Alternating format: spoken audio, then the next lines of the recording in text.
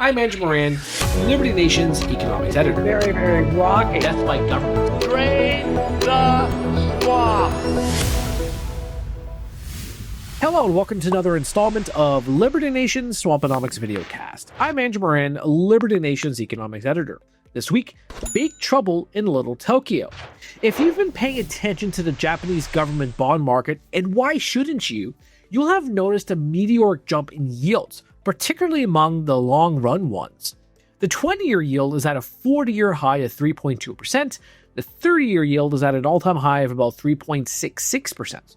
The latest volatility actually started happening 2 years ago, when the Bank of Japan announced it would remove the cap on the 10-year yield and begin to normalize monetary policy.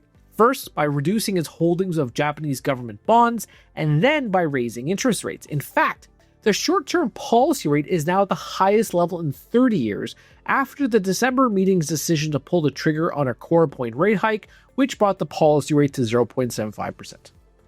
Conditions quickly deteriorated after Japanese Prime Minister Sonai Takachi called a snap election, despite having become head of state in October. The situation quickly worsened when she proposed a 2-year suspension of the 8% food consumption tax. But wait a minute. Why would this matter to the United States? Why should fiscal and monetary policy overseas matter to Americans?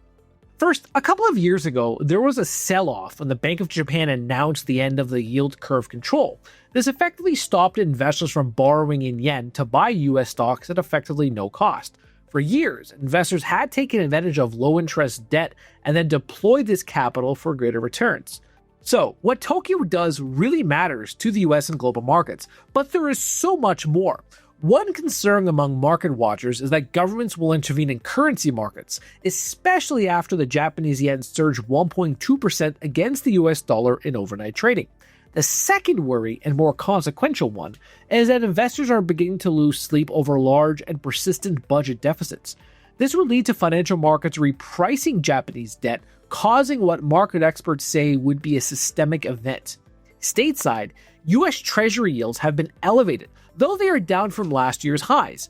The benchmark 10-year yield, for example, is at 4.22%, higher than where it was when the Federal Reserve started cutting interest rates in September 2025. 30-year bond yield is above 4.8%, which, again, is higher than when the Fed restarted its easing cycle this past fall. While the bond market has been one of the most boring corners of global financial markets for decades, yields are now reflecting the intensifying scrutiny of governments' fiscal strategies worldwide. Is it any wonder why gold is above $5,000 per ounce? Japan could create a contagion event. That's it for me this week. Please read my full stories on libertynation.com and be sure to check out my previous Swamponomics TV videos and interviews. Liberty Nation does not endorse candidates or campaigns or legislation, and this presentation is no endorsement. Thank you. I'm Andrew Moran, Liberty Nation's economics editor. Very, very rocky. Death by government. Drain the swamp.